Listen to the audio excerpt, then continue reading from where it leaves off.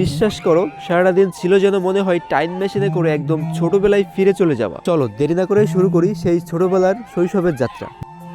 আমাদের যাত্রা হয় খুলনা থেকে। তো ফার্স্টে আমরা রিসর্টে প্রবেশ করি, তারপর সবাই এক জায়গায় বসে সকালে নাস্তাটা পরিবেশন করা হয়। বনভোজন মানেই খেলাধুলা, আর আমরা মেতে উঠি আমাদের সেই শৈশবের প্রিয় খেলা নিয়ে। চেয়ার সেটিং, বালিশ বদল, কানামাসি, গোল্লা স্যুট সহ আরো অনেক অনেক গেমে আমরা মেতে উঠি শৈশবের সেই আনন্দে। ছোটবেলার খেলাগুলো সত্যি মনকে একদম ফ্রেশ করে দেয়, থাকে না কোনো টেনশন, শুধু হাসি আর দৌড়াদৌড়ি। এই মুহূর্তের সময় আমরা শুধু বন্ধু ছিলাম না, আমরা ছিলাম সেই ছোটবেলার গ্যাং। একে অপরের সাথে সেই নিষ্পাপ সরল হাসিগুলো শেয়ার করা, এরকম প্রাণবন্ধব ও চিন্তামুক্ত সন্ধ্যা বহুদিন পরে কাটানো হলো। সবাই মিলে গোল হয়ে বসে খাওয়া দাওয়া, সেই স্বাদ, সেই আড্ডা এই যেন কোনো 5 স্টার রেস্তোরাঁতেও পাওয়া যায় না। এই মুহূর্তগুলো সত্যিই খুব সুন্দর ছিল। এই একটা দিন ফিরে দেখা শৈশব বনভোজনটি প্রমাণ করলো যে আমরা যতই বড় হই না কেন, আমাদের ভিতর সেই শিশুটা আজও বেঁচে আছে, আর তাকে মাঝে মাঝে সুযোগ দেওয়া উচিত প্রাণ খুলে বাঁচা। এই বনভোজনটা শুধু একটা ইভেন্ট ছিল না, এটা ছিল পুরনো স্মৃতিগুলোকে বাঁচিয়ে তোলার প্রয়াস। আচ্ছা, আপনারা যদি এই রিসর্ট সম্পর্কে জানতে আগ্রহী হন তো আমাকে কমেন্ট করুন, আমি রিসর্ট সম্পর্কে ফুল ভিডিও দেওয়ার চেষ্টা করব।